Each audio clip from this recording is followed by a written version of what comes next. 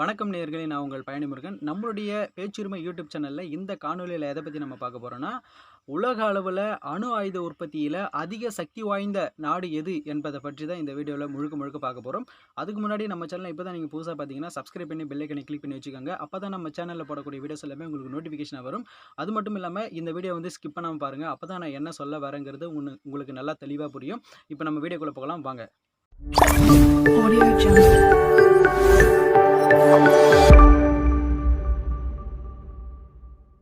நேயர்களே, ஐரோப்பாவினுடைய ஒரு நாடான ஸ்வீடன் என்ற நாட்டினுடைய தலைநகரத்துல, அதாவது ஸ்டாக்ஹோம் என்ற நகரத்துல வந்து பார்த்தீங்கன்னா, சர்வதேச அமைதி ஆராய்ச்சி நிறுவனம் என்ற நிறுவனம் வந்து செயல்பட்டு வருது. ஆங்கிலத்துல வந்து சிப்ரின்னு இத வந்து சொல்லுவாங்க. அதாவது ஸ்டாக்ஹோம் இன்டர்நேஷனல் பீஸ் ரிசர்ச் இன்ஸ்டிடியூட்னு சொல்றாங்க. இந்த நிறுவனம் வந்து 1966ல இருந்து செயல்பட்டு வருது. எதுக்காக இந்த நிறுவனம் வந்து செயல்படுதுன்னா, உலக அளவுல இருக்கிற நாடுகளுடைய நடவடிக்கைகளான, அதாவது அணு ஆயுத தொடர்பான நடவடிக்கைகள் வந்து ஏதாவது ஈடுபடுதா எந்த நாடுனா, இத பற்றி கண்காணிச்சு ஒவ்வொரு ஆண்டும் வந்து எத்தனை எந்தெந்த நாடுகள் எத்தனை அணு ஆயுதங்கள வச்சிருக்குங்க இந்த டீட்டெயில வந்து ஒரு புத்தகமா வந்து ஒவ்வொரு ஆண்டும் வெளியிடும். இஸ்ரேலுக்கும் ஈரானுக்கும் இடையே போர் நடந்து கொண்டிருக்கிற இந்த சூழ்நிலையில இந்த நிறுவனம் வந்து, அதாவது சிப்ரி என்ற இந்த நிறுவனம் வந்து ஒவ்வொரு நாடும் எத்தனை அணு ஆயுதங்கள வச்சிருக்கு இந்த டீட்டெயில வந்து ஒரு புத்தகமா ஒவ்வொரு ஆண்டும் வெளியிடும்போது, இந்த தருணத்திலயும் இந்த ஆண்டுக்கான புத்தகத்த வெளியிட்டிருக்கிறது வந்து ஒரு பேசும் பொருளா மாறி இருக்கு. இந்த புத்தகத்துல வந்து 9 நாடுகள், முக்கியமா வந்து ஒரு 9 நாடுகள் எத்தனை வந்து எத்தனை அணு ஆயுதங்கள் வந்து வச்சிருக்கு இந்த டீட்டெயில் வந்து வெளியிட்டிருக்காங்க. நம்ம முதல்ல வந்து 9 நாடுகளுடைய பட்டியலை வந்து பார்க்கலாம். அதில் வந்து 9வது இருக்கிற நாட்டினுடைய பட்டியலை வந்து முதல்ல பார்க்கலாம். ஃபர்ஸ்ட் வந்து வடகொரியா என்ற நாடு வந்து 9வது இடத்துல இருக்கு. இந்த நாடு வந்து பார்த்தீங்கன்னா 50 அணு ஆயுதங்களை வந்து வச்சிருக்குன்னு சொல்லிட்டு அந்த பட்டியலில் வந்து சொல்லியிருக்காங்க. இன்னும் 40 அணு ஆயுதங்களை உற்பத்தி செய்ய போறோம்னு சொல்லிட்டு சொல்லியிருக்காங்க. அதுக்கான அணு ஆயுத பொருள்கள் வந்து உற்பத்தி செஞ்சு வச்சிருக்காங்கன்னு சொல்லிட்டு செய்தி வந்து வெளிவந்திருக்கு. அடுத்து வந்து 8வதா இருக்கிற நாடு பார்த்தீங்கன்னா இஸ்ரேல் தான். அதாவது இஸ்ரேலுக்கும் ஈரானுக்கும் இடையில வந்து போர் நடந்து கொண்டு இருக்கிறது. 6வது நாளாக தொடர்ந்து நடந்து கொண்டு வருது. இந்த சமயத்துல இந்த நாட்டினுடைய அணு ஆயுதங்களுடைய எண்ணிக்கை வந்து வெளியிட்டிருக்காங்க. அதாவது என்னன்னா, இதனுடைய இஸ்ரேல் நாட்டினுடைய அணு ஆயுதங்களின் எண்ணிக்கை எவ்வளவுன்னு பார்த்தீங்கன்னா 80ல இருந்து 90 வரைக்கும் வந்து சொல்லியிருக்காங்க. இந்த போர் நடவடிக்கைகள்ல இப்போ இந்த இஸ்ரேல் நாடு வந்து அணு ஆயுத உற்பத்தி வந்து மேலும் அதிகரிச்சுனே வராங்க. முக்கியமா நவீனமயமாக்கிக்கின்னு வராங்கன்னு சொல்லிட்டு செய்தியும் வந்திருக்கு. அடுத்து 7வது இடத்துல இருக்கிற நாடு பார்த்தீங்கன்னா பாகிஸ்தான் தான்.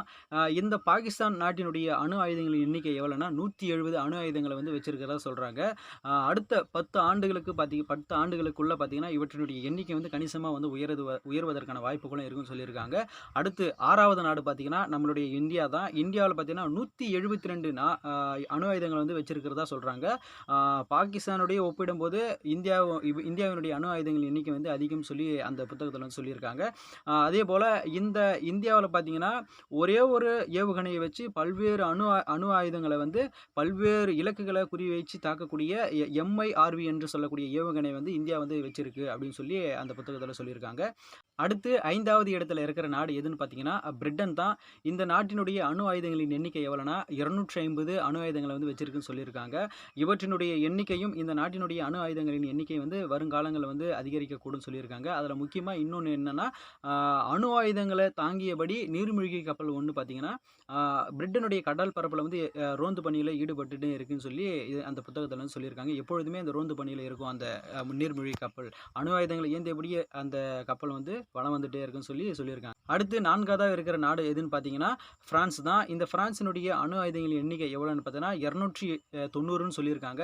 290 அணு ஆயுதங்களை வந்து இந்த நாடு வந்து வச்சிருக்கு அப்படின்னு சொல்லியிருக்காங்க. இவற்றினுடைய எண்ணிக்கையும் வந்து வருங்காலங்களில் வந்து அதிகரிக்கக்கூடும் அப்படின்னு சொல்லியிருக்காங்க. இது நாம பார்க்க போற 3 முக்கியமான நாடுகள்ல 3வது நாடு எதுன்னு பார்த்தீங்கன்னா சைனா தான். இந்த சைனா அதாவது உலக அளவில் இருக்கிற நாடுகள்ல அணுசக்தி உற்பத்தியில வேகமாக வளர்ந்து வரும் நாடுகள்ல முதல் இடம் இருக்கிறது பார்த்தீங்கன்னா சைனா தான். இந்த சைனாவினுடைய அணு ஆயுதங்களினுடைய எண்ணிக்கை எவ்வளோன்னா 600ன்னு சொல்றாங்க. 600ல 350க்கும் மேற்பட்ட அணு ஏவுகணைகளை வந்து இந்த சைனா நாடுகள் வந்து வச்சிருக்குன்னு சொல்லியிருக்காங்க. அடுத்து இந்த பட்டியல்ல 2ஆம் இடம் இருக்கிற நாடு எதுன்னு பார்த்தீங்கன்னா, அமெரிக்கா தான்.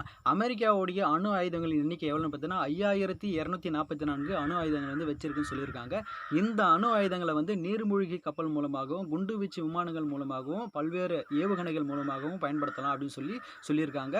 இந்த பட்டியல்ல முதலிடம் வகிக்கக்கூடிய நாடு எதுன்னு பார்த்தீங்கன்னா, ரஷ்யா தான். இந்த ரஷ்யா தான் உலகிலே முன்னணி அணுசக்தி நாடாக பார்த்தீங்கன்னா, இந்த ரஷ்யா தான் இருக்கு. இந்த ரஷ்யா நாட்டினுடைய அணு ஆயுதங்களினுடைய எண்ணிக்கை எவ்வளோனா 5880 அணு ஆயுதங்கள் வந்து வச்சிருக்குன்னு சொல்லியிருக்காங்க.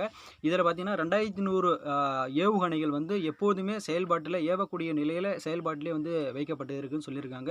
இவ்வளோ அணு ஆயுதங்கள் இருந்த போதிலும் இந்த ரஷ்யா நாடு வந்து இன்னும் வந்து உற்பத்தியை வந்து அதிகரிச்சுட்டே வராங்க. நவீனமயமாக்கி கொண்டும் அதிக திறன் உள்ள ஏவுகணைகளை வந்து தயாரிச்சுட்டும் வரேன்னு சொல்லி இந்த புத்தகத்தில் சொல்லியிருக்காங்க.